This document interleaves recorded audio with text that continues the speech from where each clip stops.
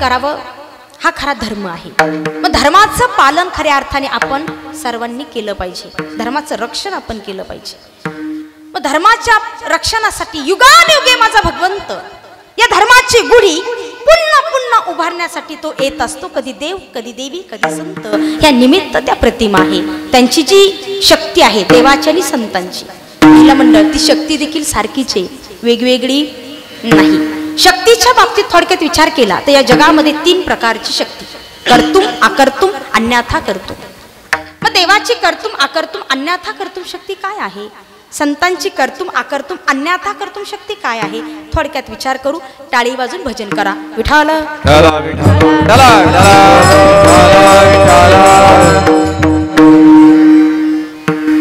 प्रथमतः कर्तुम शक्तीचा विचार करूया.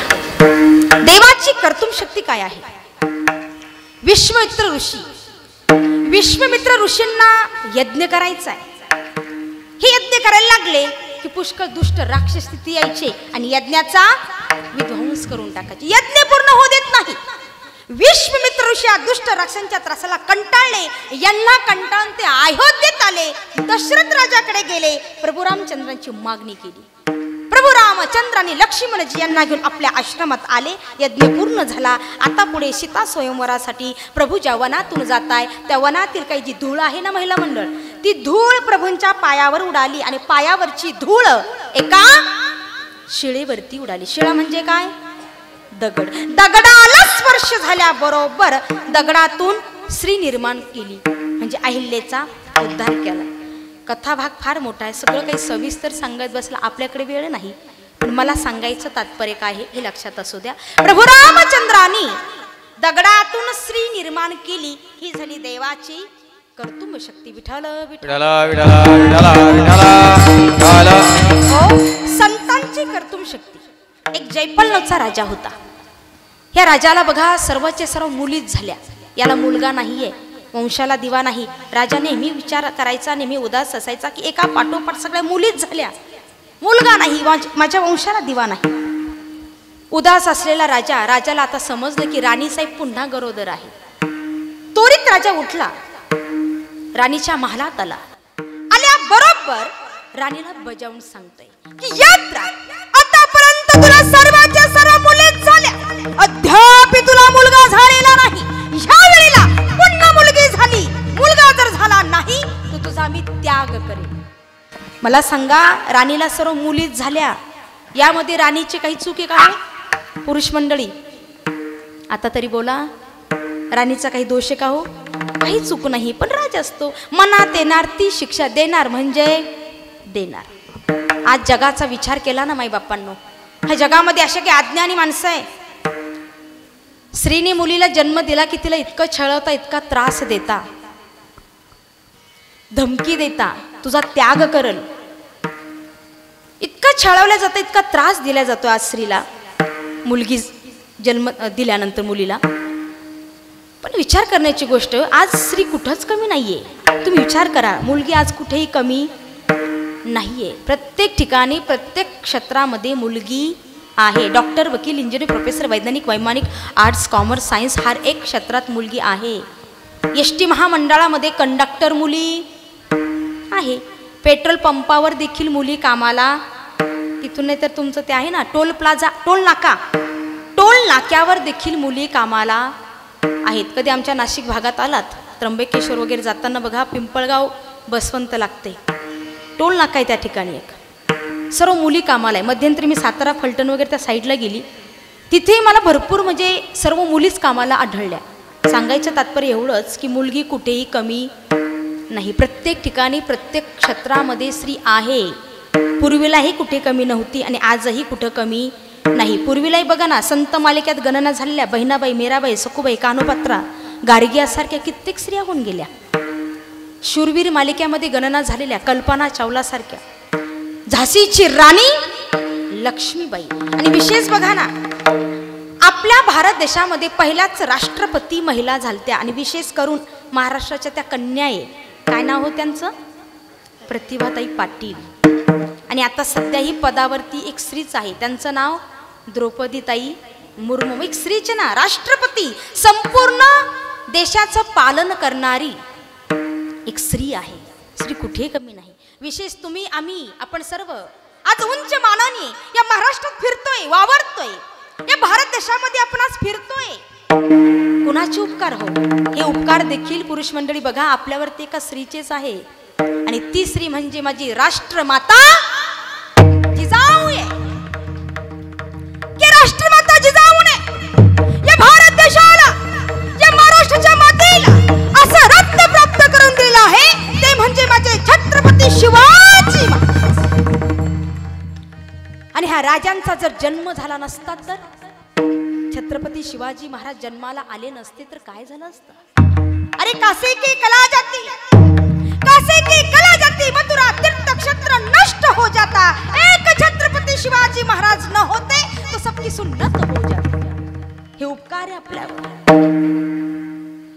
अशा राजांना जन्म देणाऱ्या मासाहेब, त्या मासाहेबांना खरंच त्रिवार मानाचा मुजरा या ठिकाणून करा असं वाटतंय की मासाहेबांचे हे उपकार आहे आपल्यावर. आणि अशा हा मासाहेब जर जन्माला आल्या नसत्या तर, मासाहेब तुम्ही नसताना, मासाहेब तुम्ही जर नसता दिसला मंदिरावरती कळस, नसती दिसली अंगणामध्ये पवित्र ती तुळस.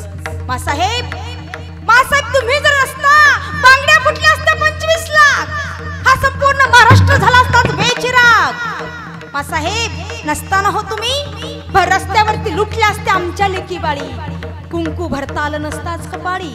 हे उपकार आहे आपल्यावरती माझ्या मासाहेबांचे, राजमाता जिजाऊंचे उपकार आहे. म्हणून आपल्या पोटी येणारी कन्या जी आहे ती राजमाता जिजाऊ असू शकते, झाशीची राणी लक्ष्मीबाई असू शकते, कल्पना चावला सारखी असू शकते, मीराबाई कान्होपात्रा गार्गे सारखी असू शकते. म्हणून मुलीला जन्मसिद्ध तिचा हक्क आपण मिळवून दिलाच पाहिजे. तर बघा आज राजमाता जिजाऊ, तसेच छत्रपती शिवाजी महाराज, राजे संभाजी यांच्या चरित्राची आज खरंच महाराष्ट्राच्या मातीला गरज आहे. गेली 22-23 वर्षे झाली अहोरात्र मी कीर्तन सेवा करत, महाराष्ट्रच नव्हे तर महाराष्ट्राच्या बाहेरही भ्रमंती आमची चालू आहे. रात्रंदिवस कीर्तन सेवा करतोय. प्रवास करत असताना अक्षरशः काही भागातून जाताना इतकी इचकट पिचकट कपडे घातलेले आजचे तरुण पाहायला मिळत आहे की त्यांना लाज वाटत नाही, पण आपल्याला लाज वाटते. फॅशनाच्या नावाखाली, व्यसनाच्या नावाखाली हिंदू संस्कृती आपली लोप पावत चालली असं विचार करायला तयार नाही. नवी जीन्स घेणार, त्यावर ब्लेड मारणार, फाडणार, आता ही फॅशन आहे. असे फाटील कपडे घालण्याची ही संस्कृती आपली. अहो इतके व्यसनाधीनी झालेले पाहायला मिळतात. एका हातात ब्रिस्टल, दुसऱ्या हातात मोबाईल, खिशात बाटली असेल तरी सांगता येणार. दारूचा एकच प्याला, कारण तुमच्या नाशाला. तुम्ही तरुण आहे, पचती आहे. जे तरुण आहे पिताय ते त्यांना पचती आहे का? ते तरुण आहे पण कायम तरुण राहतील का हो? कधी ना कधी म्हातारे होणार ना. तुम्ही म्हातारे झाले ती तुम्हाला पिणार. कोण कुणाला पित? मला एक सांगा, सुपाऱ्याने दात संपवले की दाताने सुपाऱ्या? हो सुपाऱ्या संपल्या? सुपाऱ्या आहे, दात संपली, दात गेले. म्हणून व्यसनाच्या नादाला लागू नका. विचार करण्याची गोष्ट आहे. कंपनीकडून एखादी गाडी आपण घेतली, 2 व्हीलर, लाख रुपये किंमत सांगितली, लाखाची गाडी घेतली आणि सांगती कंपनी पेट्रोलवरच वापरायची. मग मिळालं नाही पेट्रोल, कधी डिझेल टाकलं. 1 लाखाच्या गाडीचा एवढा विचार करता आपण. हा मोल किमतीचा नरदेह आहे. व्यसन कराल तर नुकसान आपलंच होणार आहे. जाम पर जाम पीने से क्या फायदा? अरे जाम पर जाम पीने से क्या फायदा? रात को पीली सुबह होने तक उतर जाएगी. तुम हरी प्रेम रस की प्याली पी ले, तेरी तो सारी जिंदगी सुधर जाएगी. म्हणून या हरी नामाची प्याली प्या. पीने है तो पी ले, तो हरी नाम की प्याली पी ले. ओ प्याला मीरा ने पी लिया तो उससे प्याले में उसको शाम का दीदार हो गया. त्याच प्याल्यात तिला भगवंताचं दर्शन झालं. म्हणून खरा अमृत आहे, हा ब्रह्मरस आहे, हा इथंच मिळणार आहे. खरं ज्ञान आपल्याला इथे हा धर्म मनपात आल्यानंतर कळणार आहे. म्हणून व्यसनाधीन होऊ नका, फॅशनाच्या नादाला लागू नका. ज्या स्त्रीच्या अंगावरती अंग भरून कपडे असतात तिची इज्जत या समाजामध्ये अजून वाढत असते, कमी होणार नाही. माता माऊलींनो, भरपूर माता माऊली इथं बसलेल्या आहे. जाता जाता सांगल मी, आपली जी मुलगी आहे 1000चा सोडून 5000चा ड्रेस घालायला घेऊन द्या, पण अंगावरती शोभेल असे कपडे असले पाहिजे. प्रत्येक मुलींना संस्कार लावणं प्रत्येक आईचं कर्तव्य आहे. या ठिकाणी बऱ्याच काही ज्या माता माऊली बसलेल्या आहेत, बऱ्याच काही मुली या ठिकाणी आलेल्या असतील. जाता जाता सर्व माता माऊलींना एक सांगणं आहे माझं, आपली संस्कृती जोपासणं हे आपलं हातामध्ये आहे, हे आपलं कर्तव्य आहे. बघा, प्रत्येक आईचं कर्तव्य आहे की आपल्या मुलीला 2 शब्द चांगलं सांगावं. काय बाई, तू काही साधारण नाहीये, तू म्हणजे हिरा आहे. आणि हिरा कुठेही असा इकडे तिकडे पडलेला नसतो. हिरा कुठं ठेवला जातो हे माझ्यापेक्षा तुम्ही ज्ञानी मंडळी सर्वांना चांगलं ज्ञात आहे, सर्वांना चांगलं माहिती आहे. पण मुलीला शिकवण द्यायची. या ठिकाणी सर्वांना सांगू इच्छिते मी की मुलींनो, रस्त्याने निघालात कधीही त्या चंद्रासारखं चमकायचं नाहीये की येता जाता कोणी आपल्याकडे घुरघुरून पाहिल. मुलींनो, रस्त्यानं निघालात चमकायचं त्या सूर्यासारखं की कुणाची टप्पर नाही झाली पाहिजे आपल्याकडे मान वर करून पाहण्याची. या पद्धतीमध्ये आपण वागलं पाहिजे. म्हणून व्यसनाच्या आणि फॅशनाच्या बिलकुलही नादाला लागू नका. प्रत्येकाने आपापली हिंदू धर्म संस्कृती आहे ती जोपासा. म्हणून राजे छत्रपती संभाजी महाराज, छत्रपती शिवाजी महाराज, राजमाता जिजाऊ, आपण आयरे गैरी नत्तू खैऱ्यांच्या लेकी नाहीये, आपण लेकी आहोत राजमाता जिजाऊंच्या, झाशीची राणी लक्ष्मीबाई यांच्या. ती विचार आपल्या डोक्यामध्ये असायला पाहिजे. आणि आज खरंच महाराष्ट्राच्या मातीला राजांच्या चरित्राची आज गरज आहे. ज्याप्रमाणे बघा, घासल्याशिवाय धार नाही तलवारीच्या पातेला, अरे घासल्याशिवाय धार नाही तलवारीच्या पातेला. आणि शिवचरित्राशिवाय पर्याय नाही या महाराष्ट्राच्या मातीला, या महाराष्ट्राच्या मातीला. सूर्य कधीही तळ हाताने झाकत नाही, हिमालय पर्वत कुणाच्या बापानेही वाकत नाही.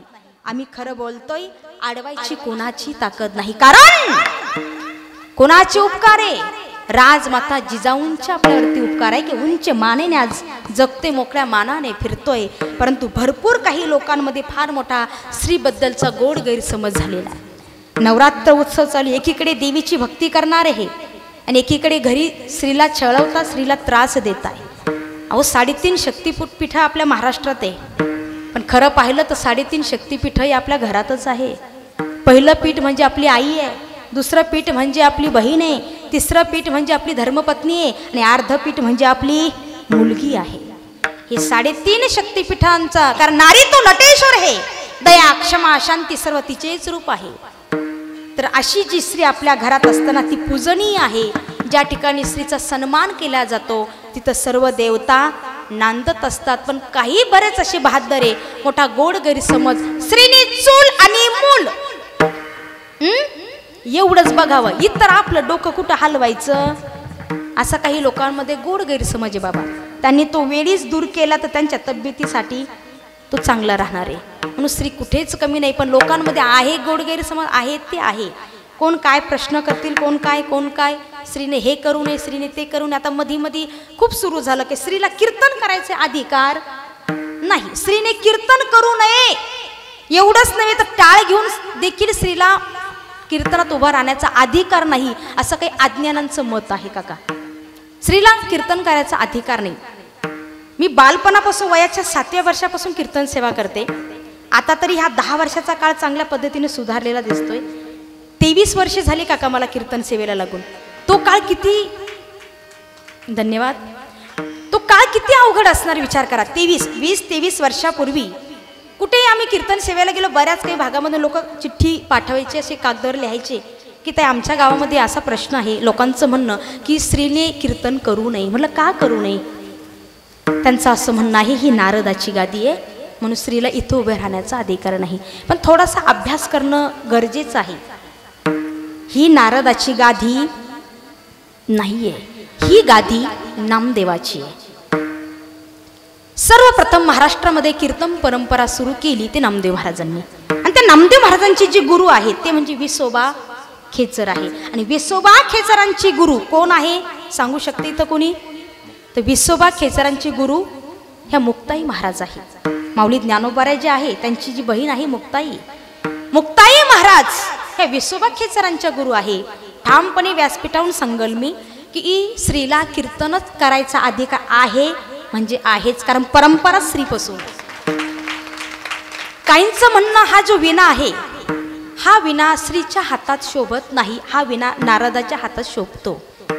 पण नाही, भल्या माणसात थोडासा अजूनही अभ्यास करायची गरज आहे. हा विणा नारदांचा नाहीये, प्रथमतः विणा हा शारदा मातेकडे होता. ई हंसावरती बसून शारदे, मयुरावरती बसून हाती घेवोनिया विना, करी मंजुळ गायना.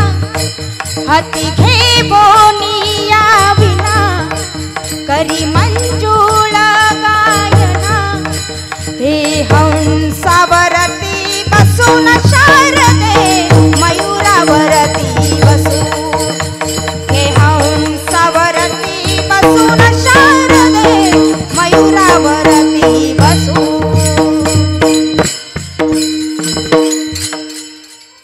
हे हंसावरती बसून शारदे, मयुरावरती बसून. हाती घेवोनिया विना, करी मंजुळ गायना. तर शारदा मातेकडे विना आणि मातेने तो विना नारदांना दिलेला आहे. म्हणून ठामपणे सांगल, स्त्रीला कीर्तन करायचा अधिकार, स्त्रीला गळ्यामध्ये विना घेण्याचा अधिकार ठामपणे आहे म्हणजे आहे. आणि मुळात विचार केला, यारे यारे लहान थोर याती भलती नारी. नर आधी नारी म्हटलं आणि नंतर नर म्हटलं. सकाळचे ते आहे अधिकार आणि कलियुगी उद्धार हरीच्या नामे. पुरुषांशीच येथे आहे अधिकार, असं कुठं म्हटलं का? सकाळशी म्हणजे सर्वांना, लहान थोर सगळ्यांना परमार्थ करायचा अधिकार आहे. आणि मुळात जर विचार केला ना परमार्थाच्या बाबतीमध्ये, परमार्थामध्ये स्त्री आणि पुरुष हा भेदच नाहीये. हा, सृष्टी चालवण्यासाठी भगवंताला संसारामध्ये व्यवहारामध्ये स्त्री पुरुष भेद करावा लागला सृष्टी चालवण्यासाठी, पण परमार्थात भेद नाहीये. या ठिकाणी धर्म मंडपात आपण आज जर विचार केला ना माई बाप्पांनो, आपण सर्वजण या ठिकाणी भगवंताच्या स्त्री आहोत. पूर्णपणे पुरुष फक्त या जगामध्ये एकच आहे आणि तो म्हणजे माझा भगवान श्रीकृष्ण आहे. बाकी आपण सर्व त्याच्या स्त्रिया. एक गोड असं प्रसंग माझ्या डोळ्यासमोर उभा राहिला, त्याला स्पर्श करून मी पुढे जाईल. वृंदावनामध्ये संत जीव गोस्वामीजी म्हणून फार मोठे एक संत झाले. स्त्रीचं तोंड पाहिलं की ते एवढा मोठा आज अपशकुन घडला असं ते मानायचे. स्त्रीचं तोंड पाहत नव्हते. त्यावेळेस कृष्णाची जी मीरा आहे, संत मीराबाई, ह्या वृंदावनला गेल्यात. बाकी बिहारीचं दर्शन झालं, बाईंना कळालं की या ठिकाणी कशात महाराज आहे. स्त्रीचं तोंडही पाहत नाही. केवढी मोठी अंधाराची पट्टी यांच्या डोळ्यावर आली हो. भजन ते ओंगाळवाणी नरका जाणे. चुकीनं तुम्ही भजन करताय, पण जर स्त्री पुरुष भेद परमार्थात कळत असाल तर ठामपणे सांगल तुम्हाला परमार्थ कळलाच नाही. माणसाने अर्ध्या हळकुंडाने पिवळं होऊन काही उपयोग नाही. परिपूर्ण असलं पाहिजे, अभ्यासपूर्वक माणसाने विचारपूर्वक बोललं पाहिजे खरं तर. नाहीतर उचलली जीभ लावली टाळ्याला, याला काही अर्थ नाही. म्हणजे दुसऱ्याची विनाकारण मन दुःखतील असं जर वागत असाल, किती भजन करत असाल, संन्यासी महात्मा असेल, ब्रह्मचारी आहे, पण ठामपणे सांगाल तुम्हाला परमार्थ कळलाच नाहीये. मीराबाई हा विचार करायला लागल्या की संत जीव गोस्वामीजींच्या डोळ्यावर केवढी अंधाराची पट्टी आली आहे. यांनी संपूर्ण संसाराचा त्याग केलाय, संपूर्ण जीवन परमार्थामध्ये वाहून घेतलेला आहे. भगवंताची प्राप्ती करण्यासाठी सर्व खटाटूप चाललाय. पण आज स्त्री पुरुष भेद करत असतील तर शेवटी यांचा काही त्यांचं साध्य होणार नाही, याचा उपयोग नाहीये. यांच्या डोळ्यावरची पट्टी काढली पाहिजे. संत मीराबाई जीव गोस्वामीजींच्या आश्रमात आल्या. दरवाजातच गेटवरच बाईंना अडवण्यात आलं. थांबा बाई, तुम्ही एक स्त्री आहात, स्त्री म्हणून जन्माला आलात, आमच्या आश्रमात येण्याचा अधिकार तुम्ही गमावला. आल्या तशा परत जा. मीराबाई बोलताय, मी कृष्णाची मीरा आहे. संत जीव गोस्वामीजींची कीर्ती ऐकली, त्यांच्या दर्शनाची मला इच्छा आहे. मला जाऊ दे त्यांच्या दर्शनासाठी, माझा निरोप द्या. शिष्य पळतच आपल्या गुरुवारांकडे निघाला. महाराजांना निरोप दिला की कृष्णाची कोण मीरा तुमच्या दर्शनाची इच्छा करते. संत जीव गोस्वामीजींनी हा शब्द ऐकल्याबरोबर कोण मीराबाई दर्शनाला आली, त्यांच्या तळपायाच्या मस्तकाला गेली. तुम्हाला माहिती नाही, आम्ही स्त्रीचं तोंडही पाहत नाही. अरे ज्या दिवशी स्त्रीचं तोंड पाहिलं त्या दिवशी फार मोठा अपशकुन घडला असं आम्ही मानतो. तिला म्हणावं, स्त्री म्हणून जन्माला आली तशी परत जा, आमच्या दर्शनाचा अधिकार तू गमावलास. शिष्य दुडू दुडू पळत आला, बाईंना निरोप दिला. निरोप दिल्यानंतर बाईंनी सर्व गोष्ट ऐकून घेतली. बाई निघणार, पण जात्या वेळेस मीराबाई बोलताय, तुमच्या महाराजांना म्हणावं की तुम्ही पूर्णपणे पुरुष आहात का? कारण मला असं माहिती होतं की या जगात पूर्णपणे पुरुष एकच आहे, तो म्हणजे भगवान श्रीकृष्ण. आज काळाला 2 पुरुष या जगातमध्ये आहे, एक तुमचे संत जीव गोस्वामी आणि दुसरे भगवंत. महाराजांना म्हणावं की तुम्ही पूर्णपणे पुरुष आहात का हे आधी बघा.